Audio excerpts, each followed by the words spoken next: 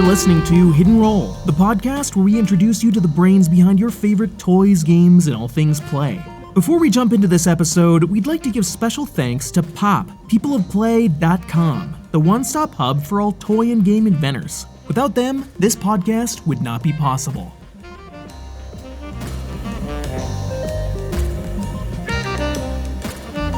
You're listening to Hidden Roll, the podcast that introduces you to the brains behind your favorite toys, games, and all things play. I'm artist, engineer, and game inventor David Yakos. And I'm game designer Branson Faustini, and together we get to interview the people who make the world of fun. And today we've got special guests Nicholas, Cravotta, and Rebecca Bleau. They're a dynamic duo that have invented and licensed over 85 games into the marketplace from their invention company, BlueMatter Games. We've had the privilege of teaming up with them on 5 different titles, and you two are one of the most creative couples I have ever met, and I'm really happy to have you here. Rebecca is a game designer and artist. She does amazing paintings, children's books. She even paints the trees behind her house. And Nicholas is a puzzle master, a artist, game designer, and an author who has the ability to combine the artistic and the technical worlds. Guys, thank you so much for being here on Hidden Roll. Yeah, thank you. Thank you. Yay, thanks. Looking forward to it. Well, let's jump on in. One of the things we've had is we've had just an amazing mix of creative talent of people who have invented some of the things we grew up playing. And there's one commonality I've come to see between all these game designers, toy inventors, is they don't seem to have ever grew out of their creativity. And I'm curious, just starting off here, what were you two like as kids? Like, what was little Nick and Rebecca like? You start. You were the... Let's see. Little Nick was, I started writing when I was 5. I remember the first poem I wrote, and I decided I was going to be a writer at that point. And then with game playing, the people I'd play with, we'd break games pretty quick. So then we'd change the rules, or I remember some of the marathon games like Monopoly with careers and life, and you're playing across all 3 boards, and somehow all the rules worked, and the secret formula from careers, and just taking games to a completely different place, having a lot of fun with them. So yeah, I guess we still do that. We just have to put guidelines on them. We can't go to 3 boards. We have to get it down to 1. No, it has to fit in a box. It has to fit in a box now. But it's a lot of fun. And for me, I'm a first generation. My mom was born and raised in Switzerland. And so I kind of had a little bit of a different upbringing, just having kind of the European attitude about things. And so we played a lot of games like Mula growing up. And there's this fabulous game. My mom was very poor when she was growing up. So her family kind of made games out of almost nothing. So they had one chocolate bar that they shared amongst a family of 8 children. And so it was kind of a roll the dice and grab the chocolate bar and eat as much as you can game. And so we were raised on kind of these wacky games that were non-traditional.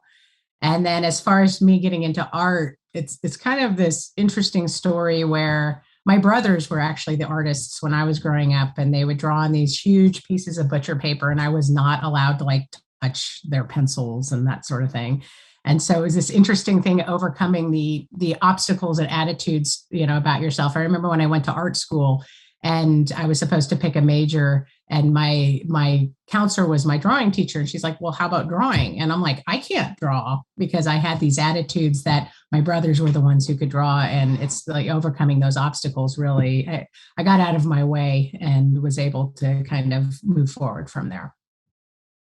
Well, that's pretty crazy. So one chocolate bar growing up, that's like was it Charlie Bucket from Willy Wonka? That's kind of like the... Basically, yeah. And we've always thought, like, how can we make that game go mainstream? Because it's a really wacky kind of greed-all game. Yeah, it's a tricky one. But it's fun getting older, because as opposed to when you're 5 and all you have is a couple of pens and paper and you get really creative with them, now we have a house full of components. And if we don't have it, we just order it. or make it, or just that we make it, or we can do amazing things. Having a laser cutter completely changes what we can put together. It's like, I'd like to have a circle, or I'd like to have this weird shape, and in 3 minutes you have it. Yeah, so it's a lot of fun to just have that level of, I guess, mature creativity. No, it's just access to more stuff. It just makes the sandbox bigger. Yeah, but you play with the whole house. Yeah. Like you were talking about painting on trees. It's common for Nick to come in and he's like, I see you cutting a hole in the wall. What you doing there? And I'm building an octopus shelf because we need one here. And so it's kind of this kind of wild romp of play with your space as well. I have fish running up my staircase and octopuses in the walls and just lots of things. Christmas trees hanging from the ceiling. Well, who doesn't have an octopus shelf in their house? Exactly. Well, that's part of our philosophy is that life is play. Yeah, play and life is art as well. That art is not necessarily something that you make to hang in a museum or that you make to sell on a cruise line boat or to sell 1 million copies of online. It's the space you're in when you're creating it. It's my thought. And then we live within the art. Okay. So every room has a lot of intention. It's really beautiful to live within that playful, creative space. It's all around us. And actually, the space creation was one of those things that actually made BlueMatter happen. So when we first started BlueMatter, we were sort of working off our dining room table and that sort of thing. And then Nick went away on a business conference. And while he was gone, my mom and I'm like, let's take that upper room and turn it into the offices of BlueMatter Games. And it was the intention, by creating the space, we created the intention that it was a real thing. And our company blossomed out of making that choice. So making space was a huge thing for us. Then we got rid of the 3-car garage because it's way cooler to have a studio than a garage. Then you need a room for puzzles. You know what? Basically, BlueMatter is taking over our entire house, but that's a whole nother. I think we have one or two rooms left. I've been remodeling. Now the bathroom's painted blue, and like all of a sudden the entire upstairs is now blue. It's kind of funny. Yeah. Yeah, I know that usually behind every successful game inventor, there's another full-time job. So what else do you two do? How does that inform or speak into your game design? I guess the most influential one is raising kids. We just became empty nesters. So raising kids is a huge part of that, making sure everything is balanced and the amount of time it takes to be present. One of the advantages, we've both worked from home, so we're able to do that. But there's hours a day to take care of kids. But our kids have a very skewed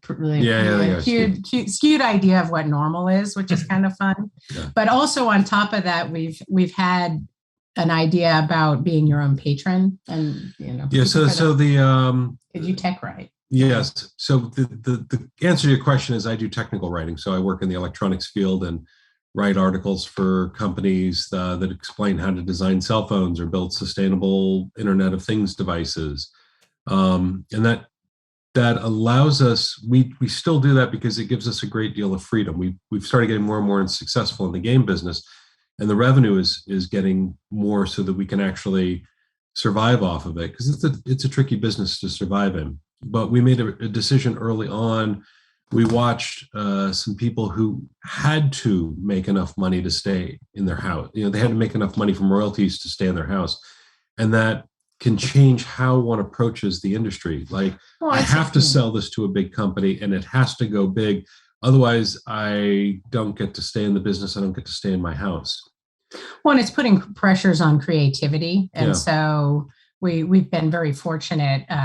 Like Nick has patroned us because it doesn't. And that's the theory, is that the patron goes to the artist and says, I'd like you to do this. And the artist doesn't have to do anything that makes money other than do the creative art and listen to the patron, which kind of sucks unless you're the artist and the patron. Exactly. And then you say, okay, I'm going to pay myself. We're going to pay ourselves to do this.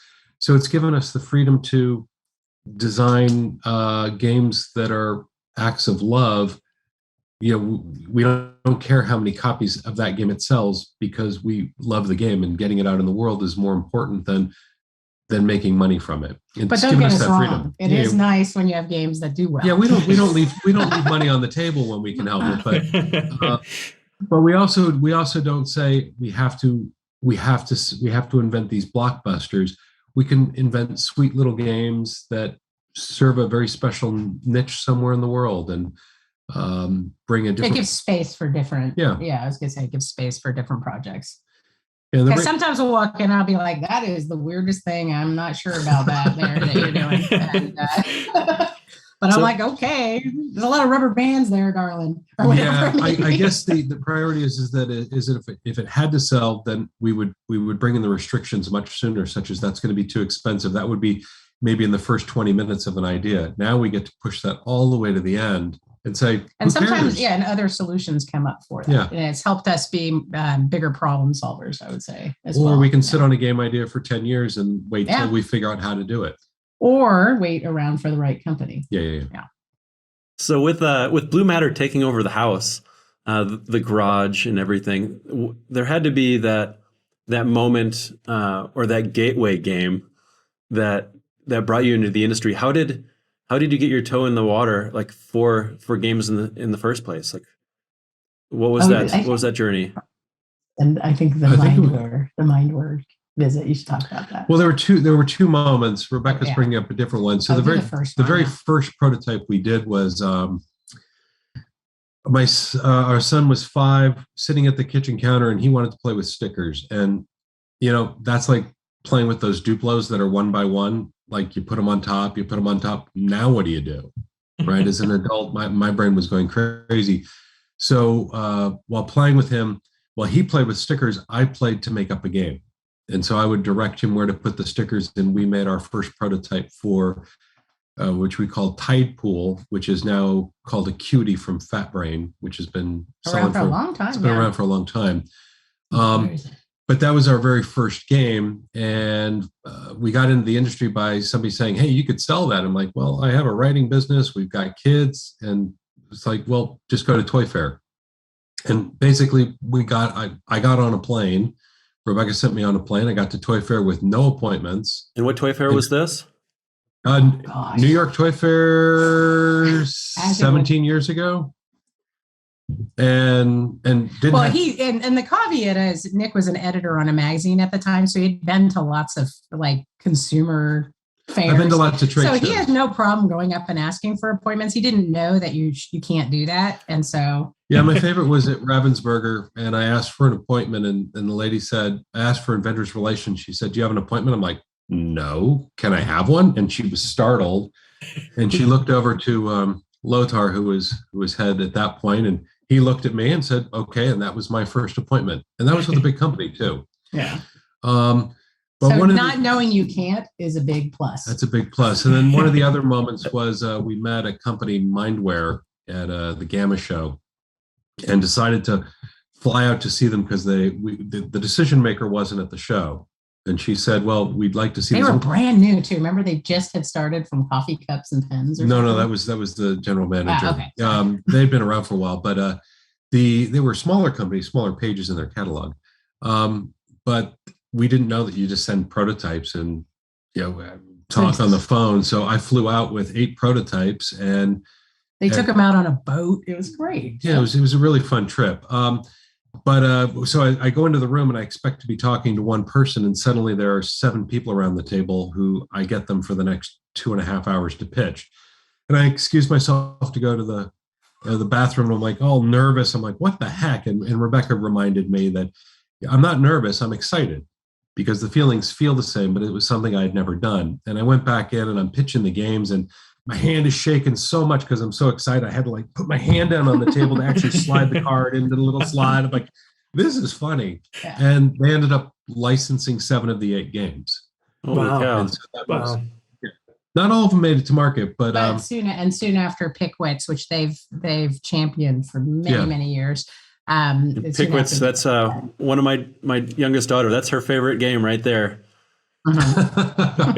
Yeah, they're great to work with. So a lot of it was just getting on the plane, just showing up to some degree, and putting our best foot forward. We're believers in, if we're going to ask somebody to take time to review one of our ideas, we can put some time behind making it look good. Well, that's been actually my huge line in the sand, is like everything we put out to the world has to be the best possible that we can put out there.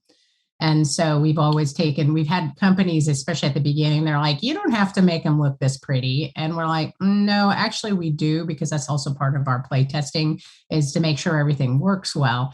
And now everybody knows we make pretty prototypes. Actually, my favorite line was, how many of these have you sold? I'm like, yeah, the only one. Like, yeah, that was no. funny. They're like, oh. We give, I guess that would be to honoring the companies. If we're going to ask for their time, we want to make sure we're presenting something that is as close as possible to what we envision. And it's also honoring our own ideas, is that as opposed to bringing 50 ideas that are all just scritches on paper that. Because back 17 years ago, that was completely acceptable. Yeah. I think things have changed.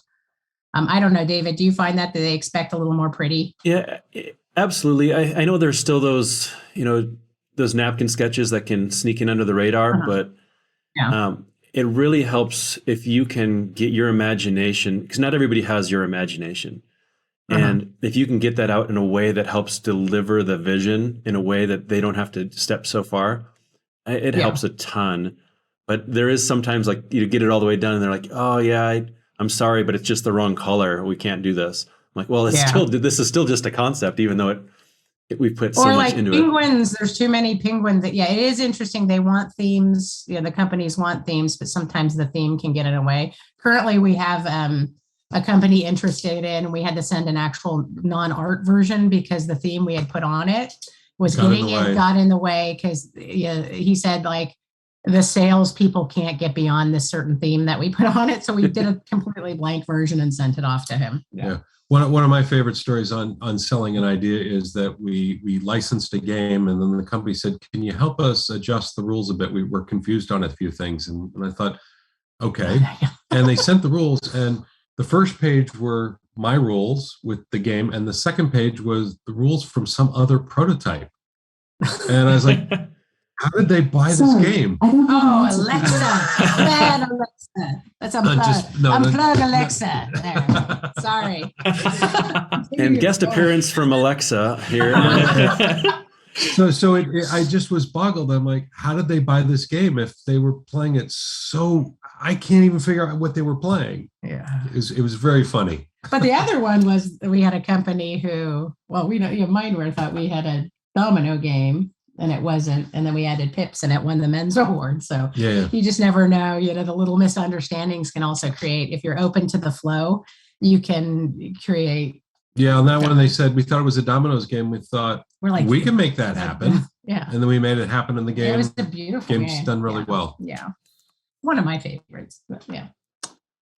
There's something special about not knowing the rules, like when you're entering into a business and not knowing that you're like the system, like not being afraid that you're just going to be told no coming in is an advantage. And I think, a lot of the successful game inventors that I see carry that attitude all the way through. You've got to have a little bit of thick skin. How are you, like, because you continually pitch, 17 years, it's pitch. Out of the gate to have 7 out of 8 of your first items picked up. That's like going to a slot machine and winning $1 million on the first pull. You're going to be hooked.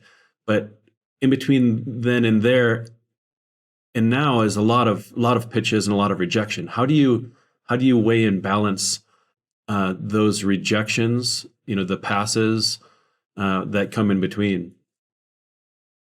Oh, well, I can go for it. I'm the one, because he sometimes gets a little dark on that. You get a little dark. And then I've always reminded, I'm the big champion of, it's just not the right home, not right, the right time, not the, and really it comes in, it's not, I remember the toy fair we went to and we were pitching this one game, and every game company we met with who knew us was like, oh, they looked at us and said, really? You came up with this? They're like, yeah. And we were starting to question, like, sometimes you're like, are we completely off off the mark on this. And then we met with this company that we had not done any work with, and now we have a good relationship with. And he was just like, sold. I love it. Toy fair. And so it's just oftentimes it really is. It's not the right timing, because we've had games that were passed on, and then the same company, like a couple years later, signs it on. So you just never know. Is it timing? Is it just not right home for it? Yeah. So I'll make a stronger statement. A stronger statement that we actually don't deal with rejection. We don't have rejection in our world. If we showed something, it was either inappropriate or the timing was off, or it's not a good fit. It's not that they said that's not good. It's just not for them. And so we don't see that as rejection. It's part of the relationship building with a company, is to find out, well, what are they doing? And the reality is that our take is, every company changes. Well, most companies change every 3 years. Some change even faster. You show up with a bunch of stuff in your suitcase and they don't want any of it because they've changed focus. So it's not that they're rejecting those ideas that year. It's they're no longer a fit. And that it's an important shift for us, that we don't live in a world of no, no, no, no, no, no. We live in a world of show me something else. Yeah. Show me something else. And or how can we understand this company better? Because it is really interesting. Sometimes I remember when we were showing the idea around for Houdini, which is a reconfigurable disentanglement puzzle. And we're like, and back in the day, we kind of thought that like Fat Brain was the same as looking for the same things as Mindware, looking for the same things as Think Fun. And when we showed Houdini around, it really showed us the differences between those companies, because it was one of those things that they have different levels. So even though they're all smart toys, they have different definition of what it means to be smart. They have a different definition of, like games for gamers. Yeah, unless you play Squadron Leader, you're not really a gamer, and you've read all that whole notebook of rules. You're not a gamer if you haven't played that, right? So I'd say the more you can understand the companies, the more likely you're going to fit as well. Yeah. So we see that process of just getting to know them. It's part of the relationship of showing a lot of stuff that isn't appropriate until it starts to get really appropriate. And then you'll have that little sad game that hasn't been placed, but then you meet a new company and they're so excited. Yeah. We just placed 2 that were sitting for, I'd say, 6 years. And then they were super excited, and they're coming out this year. So you never know. Gold out of the vault. Mm-hmm. Yeah. That's a great way of thinking about that. Mm-hmm. Yeah. It's another side of that is that we look at, manifestation theory sometimes says, I want to manifest a buyer. And what we do is we flip that around. We say, these companies are trying to manifest a good game. So we're going to supply the manifestation. We're going to go in and say, I see that you're looking for a good game. I've got a whole suitcase here. Let's see if we can meet your need.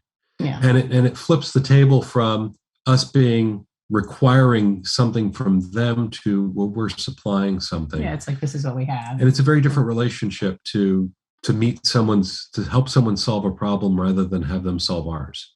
Tell us a little bit about working together. No. Yeah, you two are so different from each other. You guys are bringing such different perspectives, and I love watching you work together. But somehow it's like, the yin to the yang kind of thing happening. Yeah, it's we've always said, whenever anyone asks us about our creative process, we're like, oh, definitely the hot tub. Mm-hmm. And what's funny about that is sometimes we get in because we're like, oh, we got to solve this problem for this game to make it really happen and make it really good. And it's like, okay, no getting out of the hot tub until we have it solved. And we'll sit there and be going back and forth and then get dizzy. A flip side of that is that I'm the one who has to remember what we talked about, and I can hold 3 ideas. So there's a lot that goes through and a lot that gets lost. But that's okay, because we're churning through a bunch of ideas. And once we hit 3 that we need to keep, sometimes that's when the hot tub session ends. Is okay, I got to get out and write these down because I'm going to lose them otherwise.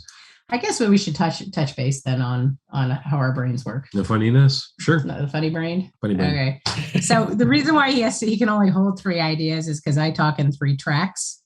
And so I'm dyslexic, and my brain is kind of, I loop jump between conversations, and then he mishears and misparses. Sorry, not mishears, misparses.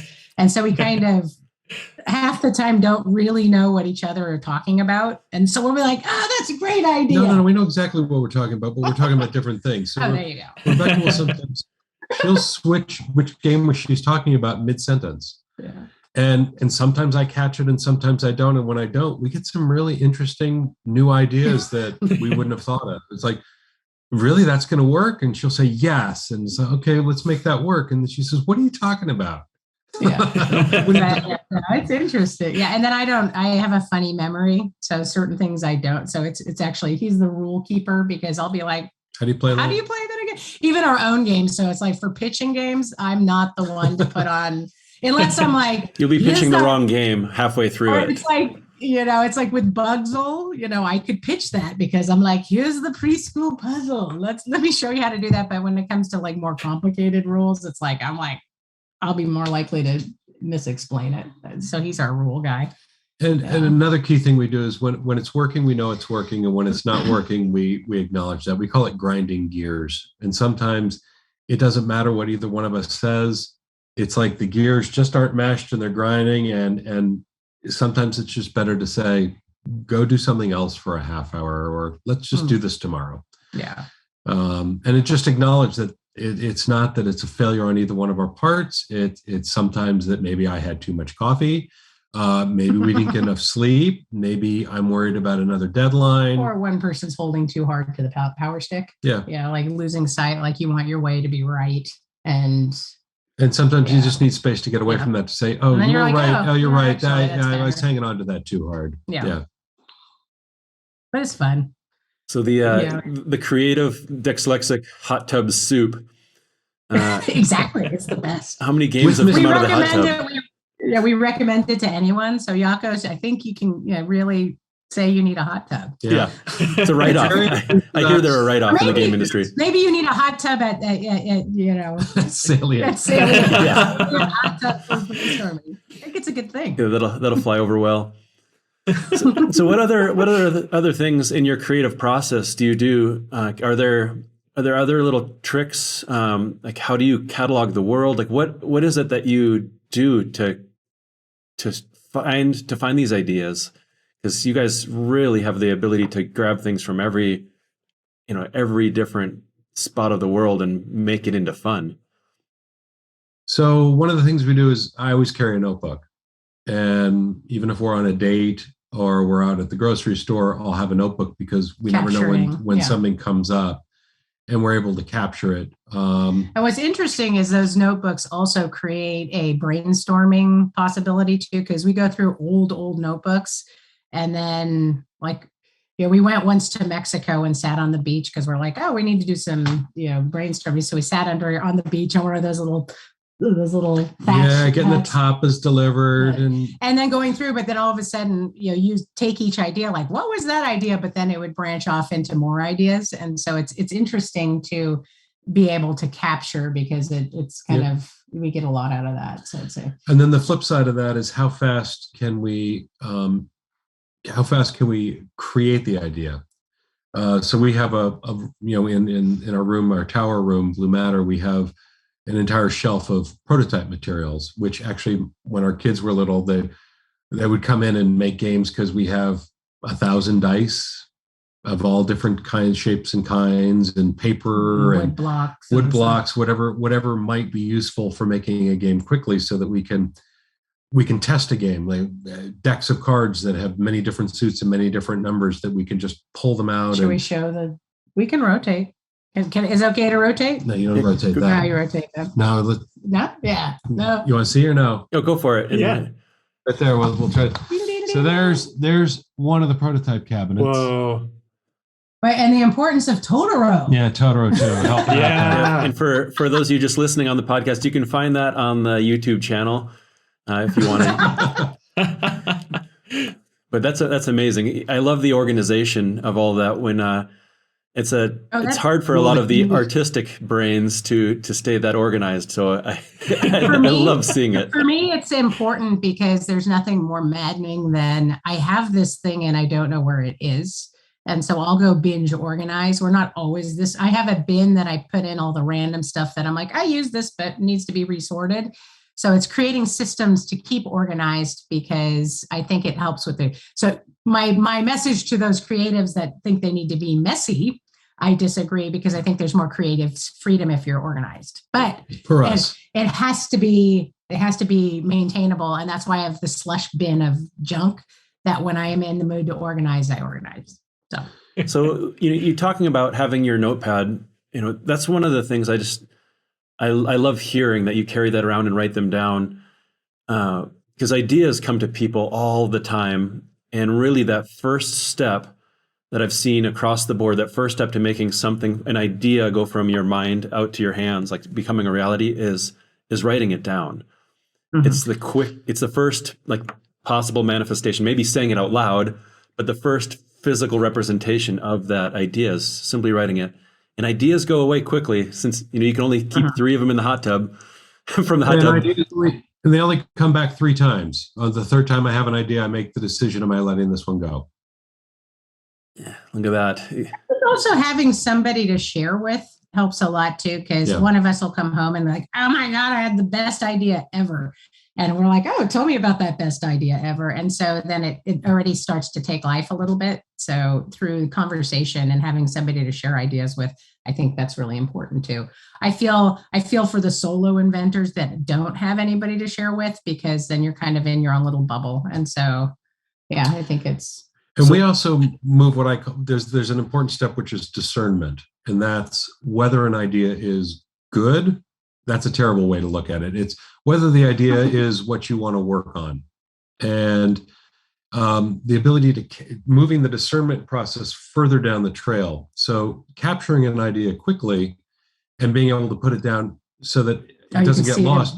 But then at some point, not right there saying, well, that's a good idea or a bad idea, because then all these ideas will drag us through and make us work on things we don't necessarily want to work on. We collect a bunch of ideas and then we discern which ones are the ones we want to work on. And occasionally Rebecca will say, I really believe in this one. I'll say, I don't understand it, but go for it. I'll help you. However, what do you need on that? And and vice versa. Is until we can actually see what the vision is. It's like, oh, that is really cool. I didn't understand what you were talking about. But we want to reach the point where we can pick the ideas that call to us most. And the more, it's not that we want it's funny too many sometimes ideas. Because we have all these ideas, then you'll be like, oh, that thing we were talking about got made already. And so it's check it out, good. Yeah, we're like, somebody else made it. Okay, now we don't have to work on that one. Yeah.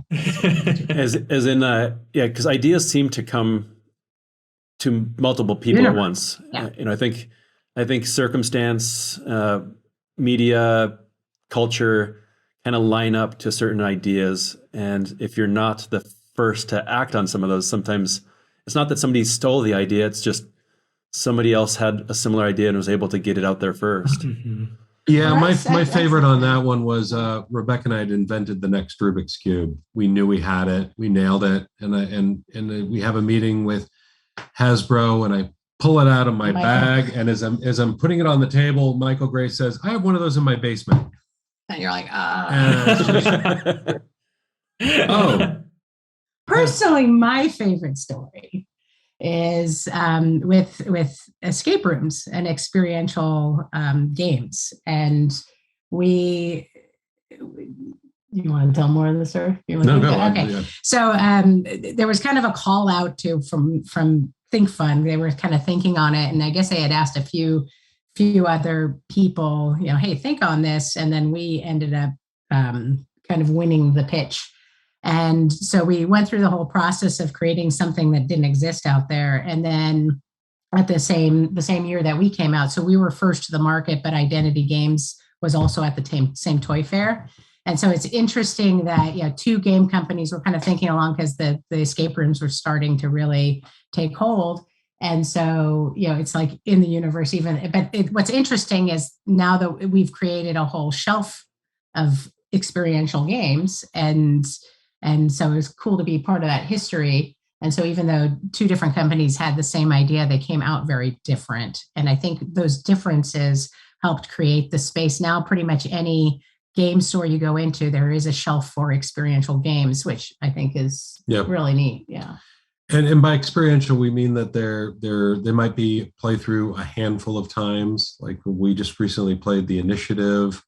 There's Discovery. There's some interesting ones that they might have limited replayability, but that's okay. How many times do you play your favorite game anyway? But with Stargazer's Manor, I mean, they really had to jump. They had to really jump through. Like the world was not ready for a single play game. Actually, it was a disposable game. That's the way it came across. So that's why they did repacking. Yeah.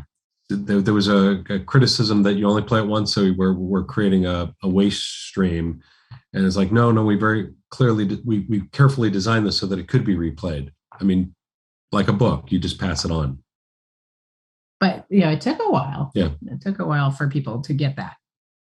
And now that's become kind of like a common element when it comes to those escape style games. A lot of people will go to the movie. They'll spend that kind of money for a movie. Why not have a group of friends come over and do an escape room, do a murder mystery, those types of experiential moments. Mm-hmm. Yeah, which is we recently did one of those murder mysteries with a jigsaw puzzle called The Art of Murder, and it was so much fun. We ended up getting our niece Neff to do the photography, so we got the company hired them to do the photography, and for me, I was the guy who was going to have to play the guy who was murdered. Well, it was more. I just looked at Nick. I'm like, guess what?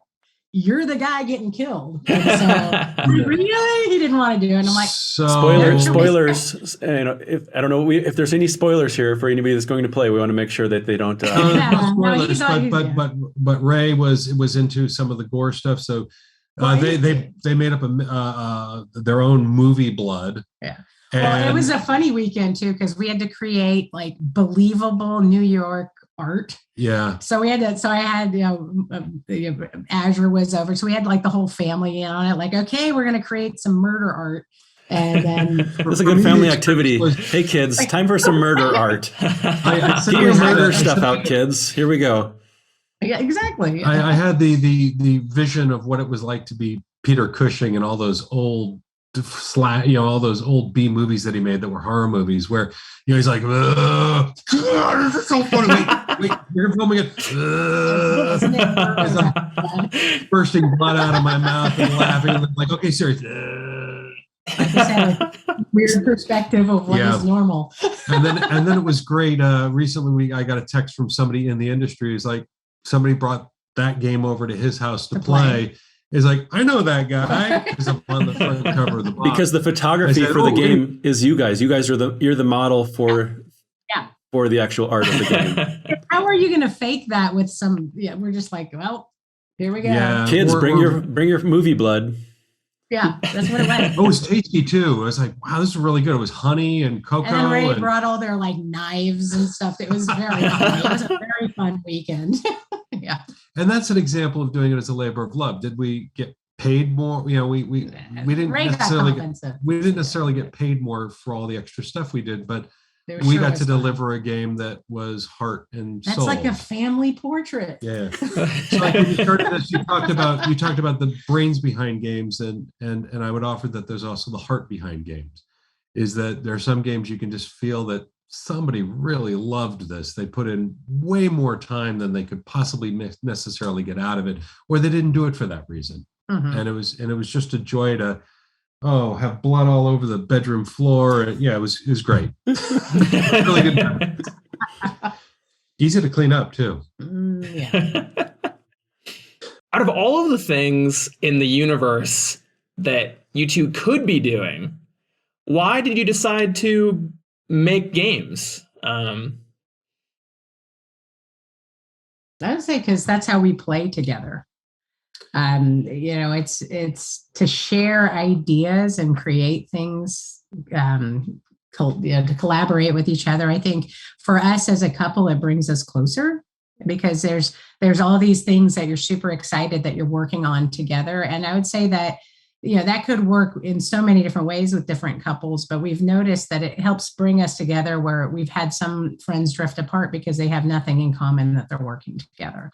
And then also, for me, a long time ago, the concept of spreading joy in the world. I was like 17 when I adopted, for me, the big reason why for me is to spread joy in the world and love in the world. And so for making games really is kind of connected with that. And so if I can, and my art is really kind of joy based as well. So for me, if I can bring people together and have them connect, for me, that is just the essence of who I want to be in the world. And I think it was something that we found as a common interest. I'm not all that into gardening. I'll do certain aspects of gardening. You're starting to get into it. You're starting to get into it. But certainly if Rebecca was counting on me to do gardening with her, that wasn't going to happen. And so we have our own. I guess it started with flying fish backgammon, though. Yeah, where we would make different games up and just be very playful. And then we discovered that, wait, somebody makes games with that first game, Tide Pool, and then realized that, there's a way to actually enter this industry. But why do you do it? But what drives us now is this is a good example. This game right here. This is one of our ones we just did. Dragon's World. And this is an experiential game. And what I love about it is that we designed it that 8-year-olds get to rescue a baby dragon. That's it. That's all I got to tell you. It's a cool box with lots of puzzles. And for me, it's what I would have loved playing with when I was 8. I loved puzzles and mazes. And I only found 2 maze books that really took mazes where I wanted to go. I'm not talking about normal. I wanted the ones that were 3D and crazy, but there weren't that many of those. And I grew up with Martin Gardner, who did a lot of puzzle books, which were really powerful books. And I had to get some of the older books. I'm not remembering the names, Dudley, and some other people. But just sharing that love. And now I get to help make those loves more mainstream. Puzzles tend to be, or used to be, very niche, or for people who are, you had to really like them to even find the puzzles. And now we're helping create more that they're accessible to the mainstream. We're figuring out ways to take my favorite puzzles, which would take me 4 hours to solve, and how to make a version that will bring people in who've never done puzzles before to understand what is it that I love about those puzzles. How could I sit with something for 4 hours? Well, let me give you something that'll take you 3 minutes and you'll start to see that magic. And so we're sharing our love of what we love in the world. We're helping make more of it and helping make it accessible. That's a good insight into who you guys are. It's like the heart behind your favorite games. Because I know you guys, beyond professionally, I know you guys personally, and your intent of trying to bring people joy through whatever experience you are doing really does come through in your development. And I love hearing you guys describe that. Yeah, and to be clear, sometimes that joy comes from standing on a pile of corpses of your friends' bodies. we love a good competitive game. We love those too. Yeah. And making those is great fun. There's different experiences that we like to bring. It's not just one way the winner wins. There's all sorts of different ways to play. And because we span everything from a game for 18 months old all the way up to these competitive vicious games. So it's fun to have this huge spectrum too. We call them the anti-cooperative games. Those are really fun. So between your cooperative and your anti-cooperative games, do you guys happen to have one that happens to be your favorite that you had worked on? For me, I get asked that a lot. And for me, just the way my brain works is my favorite game is the game I'm currently working on. And so it's kind of a funny thing. And so for me, I really like being in the sandbox of creating. Yeah, we actually get surprised when our games show up. We're like, do you remember working on that? Well, it's not surprise. For me, it's really funny because they're not real until I actually physically get the box. It's kind of a funny thing. So every once in a while I'll be like, Nick, you have to go call that company because they haven't sent us our samples yet. And they're not really real to me until I actually see the box. And yeah. Yeah. So each it really is where it is the current one, because that's where we're stretching the new direction. We're taking what we've learned in the past and trying to make this one just work a little bit differently. You guys have any other like little unforeseen obstacles that popped up? Let's see, what are some of the other funny? Oh, actually, okay, so Stargazer's Manor, first escape room, out there, and they tell us, they're like, oh, just give us what you got. Give us, everything you got, what you think it should be. And so, Nick, you should explain this. Yeah, right? I made the mistake. We designed it for, they said between 2 and 8 people. We said, okay, let's design it for 4 people. And Nick's like, there are 4 of me. Assume 4 of me there. And that was my first mistake. And so we're making it, and we're finalizing everything, and we're putting the prototype together to ship to them. And it's the first time we put all the pieces together, and it's like that this thing. thick. And we're like, oh no. And Think Fun did a great job of basically percolating it down. What they did was they scoped it. We had made a game that would have taken 16 hours. We threatened about making a director's cut for that game, because there was a lot that ended up getting cut out. They took the first level. The tutorials. Yeah, they took the tutorial level, and then there were 2, 3, and 4 more stages that got more and more complicated. Yeah. And and what it is it was making something accessible. That was part of the lesson that we learned was, how many, there aren't 4 of me on the planet. We get together at maybe the International Puzzle Party, and that we could have a game there. Mm-hmm. But what is it that, it's that idea of how much work does it take to scale it back just a little bit to make it more accessible to a wider range of people without ruining it for the people who would really like it. Mm-hmm. And Think Fun really helped with that process, and it's become known in the industry as the gateway escape room. If you haven't played one, that's the one to start with, because it's a more gentle way in.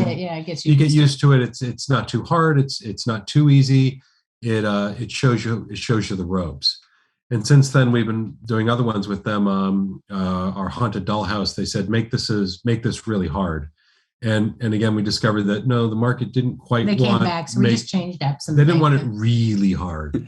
Some people did. It's the trick of designing games for yourself versus for the rest of the world. Everybody else, like working on a preschool game. You're like, this is too easy. I can solve it in a. Yeah, well, I think I come to the conclusion that I don't play any of the games we designed because we played them while we were making them, and it wasn't that we played the game; the playing was making the game, and so. I don't know. I'm working on the next game. We'll pull some of them out and play. I'm ready to play the next game. That's true. We need to kind of. Yeah. Although we'll see, we have our first game going to Kickstarter soon. That's through a company, and it's one of my favorite games we've designed. It's going to be called Ninth Circle, coming up from R&R, and it's a game that has no luck. And it doesn't matter who you sit next to. It all depends on just how vicious you are, and how ambitious. So this is anti-cooperative, is what you're saying? No, there's no cooperation in this game at all. It's all about just, you can try to work with the other players to stop somebody, but it's all bluffing. It's again like in a game, even with a game like chess, there's turn orders. So the player who goes first has an advantage. Imagine if you got rid of even that advantage. There's no dice, there's no cards. All randomness is at the beginning. All players are aware of what randomness there is.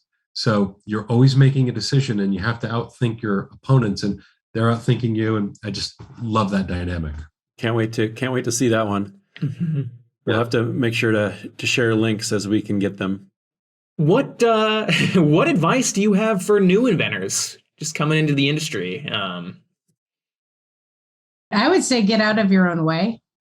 And so I think it's important. Sometimes I feel like that fear. So we didn't know that you can't. So I think a lot of times new inventors get a little too, like they're afraid to take the next step or to talk to people about it. I think they don't keep your ideas too precious. And so one of our biggest advantages is that we're willing and able to hold a lot of ideas. So if you just have the one precious idea, I think that you hold too tight to it. And then I think you would also risk feeling discouraged as well. Well, and it helps to have more than one idea in your suitcase. And so what I ask people is, what do you want from this experience? Are you trying to make a lot of money? Are you trying to start a game company? Do you want to be a designer, or do you want to be a manufacturer? What is it that would you want to play with people? Yeah. Is why are you even thinking about it? And if it's one idea and you want to run it, that's a totally different approach than if you have 1,000 ideas and you just want to make ideas and hand them over to other people to make them. But there's something we call an islagi, and islagi is, it sounded like a good idea. So I got this great idea and I'm going to pitch it and I'm going to start a manufacturing company. And suddenly my whole life is wrapped around this idea. The idea is taking control rather than me deciding that that's what I really want to do. And so that's the first thing I suggest. We had one of those. I made an electroluminescent kaleidoscope once, and we even went to the kaleidoscope conference, and it was a beautiful thing. And then we had to sit back and ask, do we really want to go into manufacturing kaleidoscopes? Because it's an industry. Yeah. But we decided, that's not quite. That was one of our, before game design, one of our ideas that came forth. So that's really the short of it, is what do you want from this experience? That's something I think a lot of people don't realize if they're going to try to launch it. It's a whole nother full-time job if they're going to launch it themselves. And they get to hear the stories like the games that sell 1 million copies. Okay, truth be told, that doesn't happen very often. No, but it does. There are games that do well. I mean, but what is well? What does that mean? Did you reach the audience you wanted, or did it end up in every household? And then, but how many games can end up in every household? And that's like winning the lottery. Or if you sell 100,000 copies of your first game, I've known some inventors that it's completely skewed how they approach the industry when their next game sells 5,000 copies, or they have trouble selling their next game. And it can really get in one's way. So, like, practically speaking, you showed us your prototype material shelf. So I'm assuming you're making prototypes of just about every game, if not every game. What are some of the things you put together to, like, you make that meeting, you walk up to the booth and say, hey, can I have a meeting with Inventors Relations? What is it that you show them? Like, what's the best way to present your idea? Well, to clarify, there are thousands of ideas we've had that have never made it to prototype. They're still on paper because we decided to do something else. I mean, a single night we might have 7, 8, 12, 15 ideas. So it's which ideas do we take to prototype? And then we'll play it out, finish the game as best we can with a vision, such as, okay, this is how we envision the game. This is, there's 20 different ways you can do a game. Do you use dice or a spinner? Do you use a deck of cards? So we make those choices, and really we start with, what do we want the experience to be? And then what are the components and rules and everything else have to do to create that experience? But when we're actually at a meeting, we actually pull them out. I know a lot of people who show videos where we do the mad dash, and we may reevaluate that at some point, but we pull them out, show them. It's like this interesting it's a whirlwind of games. It's interesting to make something and then see that, it doesn't really work once you make it, or it works differently than you thought. We're saying at a meeting, though, we pull out. That's why we make the prototypes. Is that physically making it changes things, such as we recently had a game where it was the players kept making mistakes. They weren't trying to make mistakes, but they just kept making mistakes. So we had to redesign the mechanics of the game so that it was harder to make a mistake. What were players doing that we could help them not make a mistake? Because it took away from the fun. Like, I made a mistake 2 turns ago. Sorry. You're like, that won't do. But we're talking about imitation. We're helping the new designers. So we had the pitch is we bring a finished game, as finished as we can make it. And I don't know how standard that is. We don't make a box. We don't do that. Yeah. But for some things, we might make a box cover, because companies are looking at, what is it? First off, we don't come in the box. So when somebody's buying in the store, we don't pop out and say, hey, this is a great game, let me tell you all about it. So we're learning. And the other truth of that is what's inside the box doesn't come out either. It's really what's on the back of box and what's on the front of box. And so helping companies understand at the level of what is going to be on the box and then showing them what's inside the box to show that you can deliver on it. Well, if you guys ever do come in a box, I want that game. Who knows? With the internet, that may change at some point. But I guess there's QR codes or something that you can scan and see the game. But oh my gosh, we have to do more now too.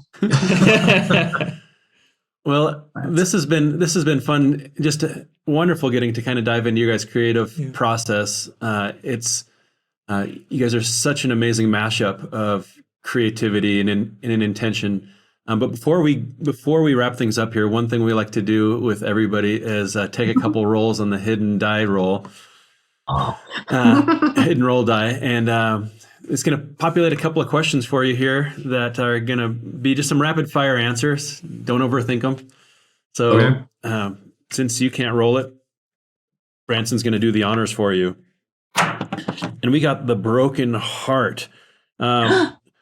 What type of games do you love to hate? We don't hate too well. Wait, hold on, Canasta. Okay, we love Canasta. So when we first started, that was our marital aid. As soon as, when we could actually play Canasta without rage quitting and walking out of the room, we thought we were solid. And there's another element. Usually we don't hate the entire game. We hate just a card in the game. No. There's other games. So we take that card and we tear it up and throw it out of the game. The game is better. We like it more. I have to say, we just did that with Wingspan. I got so mad we ripped up a card. Just saying. Loved the game, hated the card. New house rules, huh? Oh yeah, we rip up cards all the time. We're like, that's lame. Well, why would if you look at a card and say, boy, that doesn't sound fun, and I don't want to play with it, why would you leave it in the deck? It's true. So we just get rid of it. We write on cards too, just so you know. Yeah, sometimes a card's imbalanced, and so we just fix it. I love the BlueMatter special editions. All right, what do we get? The Star. What are your top 3 go-to games right now for you guys just to have fun? Oh, top 3 go-to games. You know what? Discovery. We kind of fell in love with Discovery, which was we played over New Year's. That was super fun. Yeah. The game. We have played the game to death just because that's a very relaxing. That is a good one. And then what would you say? My son and I play Race for the Galaxy, but we think we play it like nobody else does because we know all the cards and we're like, okay, I'm going to try to kick your ass with a Brown World strategy, and then just we just we can tell from the first hand out who's going to win. We just played it way too many times. Nice. All right, one more. The Sword, game fights. What game causes the most game fights for you guys? Well, that's pretty close. It used to be Canasta, but Wingspan we've been fighting over. You know what? This is an interesting one because we've started collecting cooperative games because oftentimes we get very competitive with each other. And I've told Nick, I'm like, at the end of the day, I don't always want to compete with you. So we have this really nice collection. And I think there needs to be more than in the world is 2-player non-competitive games, whatever that looks like. And we collect them and saving marriages everywhere. Just because I want to relax with you. I don't want to be like, and it's got to be specific because cooperative games tend to, or many cooperative games are, the other player can tell you what to do, the alpha player problem. So that doesn't work. So we'll fight over, don't tell me what to do. Don't tell me my best move. Stop. Yeah. But even like the experiential ones are good just because you can play not against each other. Or you don't know what's coming, so it's not obvious which is the wrong move, until you've played it. Yeah. So Nicholas and Rebecca, this has been a pleasure. Are there other places people can follow what you're doing other than, was it BlueMatterGames.com? Is that the best place to hunt you down? That's the best place to hunt us down. Well, again, as always, it's a pleasure getting to dive into just life, the universe, and games with you guys. And so thank you for being on Hidden Roll. Yeah, thank you so much. Thanks for having us. And looking forward to number 6. Yeah, absolutely. Well, until next time, keep playing games. All right. Okay, Thanks. bye-bye. Bye-bye. Thank you.